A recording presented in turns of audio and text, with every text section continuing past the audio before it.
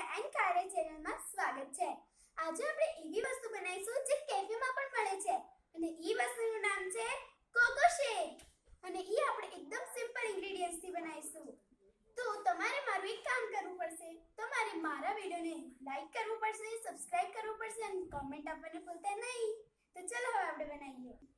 Cocoa શેક બનાવવા મેં અહીંયા મિલ્ક લીધું છે, કોકો પાવડર લીધો છે અને શુગર લીધી છે।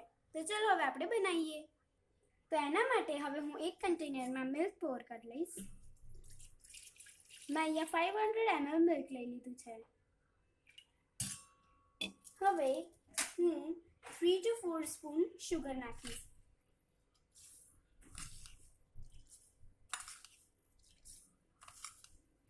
અને 2 સ્પૂન કોકો પાવડર। તમારે વધારે ચોકલેટી કરવો હોય તો તમે હાફ સ્પૂન વધારે નાખી શકો છો। અને હવે આમાં આપણે આઈસ ક્યુબ્સ એડ કરી લઈશું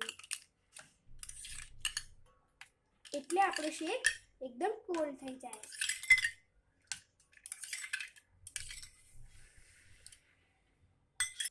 હવે હું આને બ્લેન્ડરથી બ્લેન્ડ કરી લઈશ। તમે જોઈ શકો છો હવે આ ગ્રાઇન્ડ થઈ ગઈ છે। હવે હું આને સર્વિંગ ગ્લાસમાં પોર કરી લઈશ।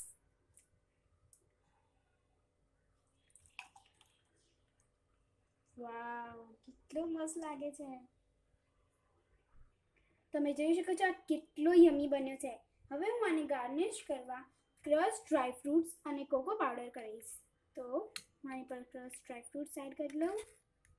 બને તો તમે ક્રશ ડ્રાય ફ્રૂટ્સ વધારે એડ કરજો તો તમારો શેક જે છે એ બહુ જ યમી લાગશે।